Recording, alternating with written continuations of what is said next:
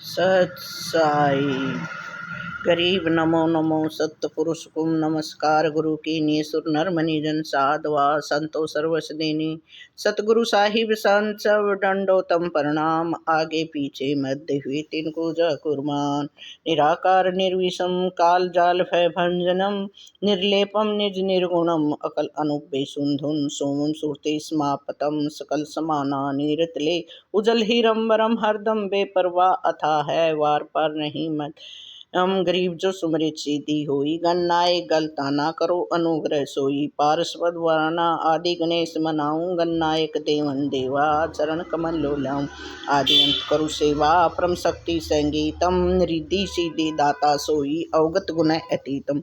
सत्पुरुष निर्मोही जगदम्बा जगदीशम। मंगल रूप मुरारी तन मन अर्पो शीसम। भक्ति मुक्ति भंडारी सुरनर मुनि जन ध्यावे। ब्रह्मा विष्णु महेशा शेष आवे। पूजे आदि गणेशा इंद्र कुबेर सरीखा। वरुण धर्म राय ध्याय सुमृत जीवन जी का। मन इच्छा फल पावे 33 कोटि अधारा। ध्यावे सहस 88 उतरे भवजल पारा। कटे जन की फांसी। आज गरीबदास जी के जन्म के बारे में दूसरे दिन है जो हम बता रहे हैं। पार्ट 2 बलराम सिंह का घर जमाई रखना। सन 1704 में चौधरी शिवलाल जी ने अपनी धर्मपत्नी के साथ विचार विमर्श करने के बाद क्रोथा गांव से बेटी समेत दामाद वसंती चौधरी हरदेव सिंह जी को छुड़ाने गांव बुलवाया।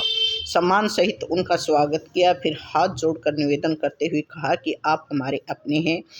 आपसे बढ़कर हमारा हितैषी और कौन हो सकता है। इसलिए मैं आपसे आज अपने मन की बात कह रहा हूँ। मुझे एक चिंता घुन की तरह अंदर ही अंदर खोखला करती जा रही है। वो ये है कि मेरे कोई बेटा नहीं है और बेटी रानी देवी की भी कोई संतान नहीं हुई है। यहाँ पर हमारा बड़ा जमींदारा है मगर उस जायदाद का कोई वारिस नहीं है। इतना सब कुछ संभालने के लिए मेरी उम्र मेरा साथ नहीं दे रही है। आपसे विनती है कि बलराम सिंह और रानी देवी को छुड़ाने में ही रहने की इजाज़त दे देवें।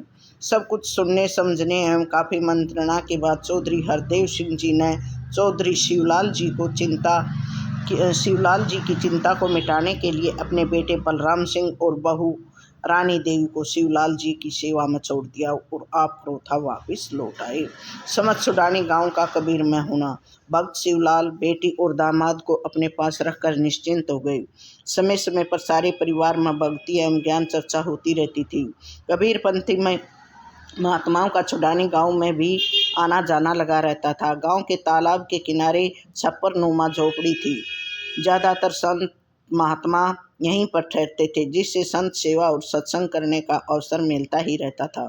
रानी देवी और बलराम सिंह संत सेवा में बढ़ चढ़कर हिस्सा लेते थे। संतों की कृपा से आप दोनों का कबीर साहिब का पूरा बीजक कंठस्थ हो गया था। साखी, सबद, रमैनी, बीजक और कबीर सागर ये कबीर साहिब की वाणी के प्रमुख ग्रंथ हैं जिसमें ज्ञान भक्ति और वैराग्य का सार तत्व निहित है। आप दोनों की निष्काम सेवा से सभी संत बहुत प्रसन्न रहते थे। जगह जगह संत कबीर साहिब के उपदेशों एवं जीवन लीलाओं पर चर्चा होती रहती थी। लगभग सारा गांव संत कबीर साहिब के रंग में रंगा हुआ था। एक संत की भविष्यवाणी। सन 1716 ईस्वी की बात है कि छुड़ाने गांव में तालाब के किनारे एक महान योगी संत आकर ठहरे। रिद्धि सिद्धि संपन्न उस योगी की सारे गांव में चर्चा फैल गई। अब बलराम सिंह और रानी देवी को छुड़ाने में रहते 12 साल बीत चुके थे।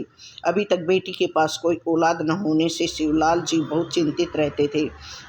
श्री बलराम सिंह और रानी देवी तो कभी किसी संत से संतान प्राप्ति की याचना नहीं करते थे, परंतु चौधरी शिवलाल जी बेटी रानी देवी के साथ एक लोटे में दूध और एक चोगे का वस्त्र लेकर महात्मा जी के पास पहुंच गए।